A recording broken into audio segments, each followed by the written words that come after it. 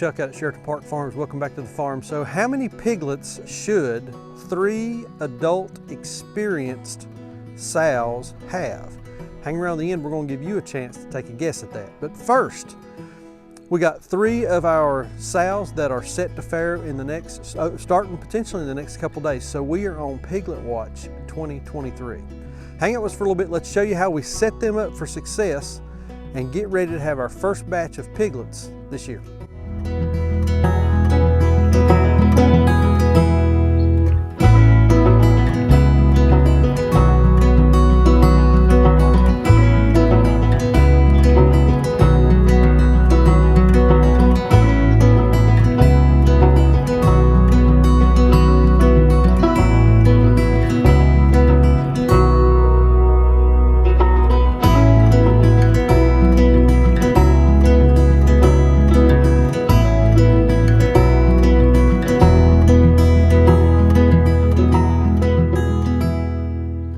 Okay, so I'm actually filming this piece a couple of days after we brought the hay up, and because I lost sound. But anyway, we rolled some of the hay out, or put it out, and it looks like one of the girls has built a nest here.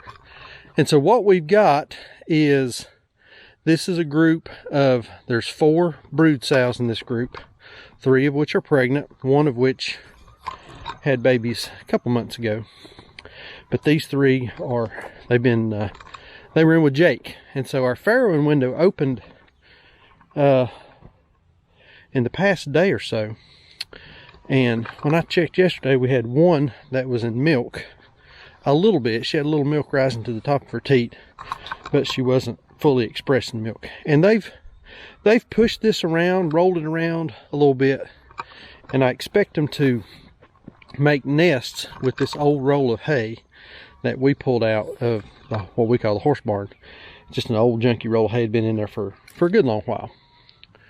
And what we want these girls to do, we've talked about it before, we want them to use this to make a nest out here in the woods. They're in a wooded area, backside of the farm. We expect them to pull this hay out, make a nest, and farrow relatively unassisted. That's the genetics that we're looking for. So this is where that's where the nesting material was, and I don't see a mama with any piglets. So we're going to walk down here and see if we can see these girls. So the question that I have for y'all is, how many piglets should 3 adult experienced sows have? Leave me a comment down below how many you think they should have. For those folks that get it right, we'll put all those names in a hat and draw out for a brand new Sheraton Park Farms hat. So no extra sweat. We'll send you a clean one, not one that me or JW or anybody's been wearing. We'll send you a brand new one. So let's go down here and see if we can find these girls, and we'll see if anybody's doing anything exciting. All right. I guess the boys have already fed them, what they're acting like. So this girl right here, she's the one that had some piglets. She had piglets around Christmas? Yeah, she's the one that had the piglets in that cold, cold weather. Like 18 degrees that one, Christmas Eve, when she had those piglets. Big dark girl here, this is our superstar. She has consistently had 14 and 15 and has weaned 14 and 15 every time that she's had babies. So she's our superstar. We're going to keep a couple of females off of her. We're keeping a couple of females that this girl had. We're going to keep a couple of females off of her for breeding purposes. Everybody else, this one, and then the other 2, fussy this morning. Everybody's hungry. Everybody, after they have piglets, we get them back in condition. We're going to be retiring these girls, and we'll be keeping some new females for breeding purposes. So I don't know if y'all can tell right here, but these girls are ready. I mean, look at that. She's hanging low. Teats are very developed. And she's got a whole lot of swelling back here in the nether regions. That actually doesn't look very good to me. Looks like she's got some hemorrhoids. It looks like they might have been biting on her a little bit there. But, you know, also looks like she's got a little bit of discharge. She is she's not gonna let me check her, I don't think, for milk. She's within a couple of hours, 24 hours max, before she has piglets. Big black girl here, you can see she's also developed. When these girls are pregnant, one of the first things you'll see will be the actual, the nipple itself will start to protrude and point outwards. As they get closer, they'll start to develop this rounding that looks more like a breast, and it's filling up with milk. So she's really filling up. She's not going to let me check either. She don't want for me to get close. That's how you can tell these girls are close. Another way, swelling around the vulva. She has a little bit of swelling, but you can see it's markedly different from the other girl. And then this one right here, again, real development of the teat of the breast. A lot of swelling in her vulva area. Let's see if she'll let me check her while she's standing here. Hold still, girl. Hold still. You ever chased a pig around to squeeze on its breast? A little bit of milk coming to the top of the teat, but she's not fully expressing milk. Again, she's getting close, probably within 24 hours. And this one, she won't let me check it off. She's just fussy. So that's how you can tell that your pigs are imminent to give birth, or they're getting close. Now, when you go out, you squeeze on that teat, and you can express milk. It will express. You squeeze, and you get a squirt of milk. You're definitely within 24 hours, usually 12 on experienced sows. So, all right, hoping to have good litters. We're going, like I say, we got 3. She's had 15 in the past, 14 and 15. Both of these other girls, they usually are in the 8 to 12 range. So that should give you a little bit of an idea of about where they will land. But let me know how many you think these 3 experienced sows are going to have, and and we'll count stillborns too. But just pure number of birthed piglets. How many we're going to have? Those folks that get it right, we'll do a drawing for a brand new hat. We'll send that to you. So while we're out here in the neighborhood, this is our feeder group, and these piglets are, oh man, if you hadn't asked me, I could have told you. 3 and 4 months old ish, somewhere in that neighborhood. There comes a point when it's tough to keep up with how old the piglets are and who the mamas are and that kind of thing. But anyway, feeder group, we're doing a little experiment with this bunch right here. I think I mentioned on another video. This is a field that in the past we've been grazing cattle on. We will bring the cattle back and we'll graze them later this year. But what we have done, we've taken a bunch of different sections of our sheep and goat netting and set up 6 individual paddocks with the sheep and goat, but they're all adjacent to each other. Some of them have shared fencing. For example, right here we've got 2 paddocks, one on the low side of the hill and one on the upper side of the hill, separated by a piece of sheep and goat. What we've done in these paddocks here, this is about, oh man, they're all a little odd size, about 164 by 100-ish, somewhere in that neighborhood. And then we've got a single strand of electric running inside that is energized. The fence, not energized. No energy on that, but the wire is. We're leaving these piglets in a paddock for 7 days. Just 7 days. We're not overextending their time. We're not leaving them for long periods of time, 7 days, and they move.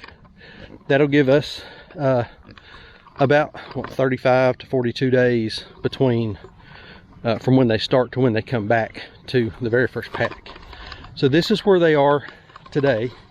They've been here for 3 days, and what we're seeing is we're seeing spots.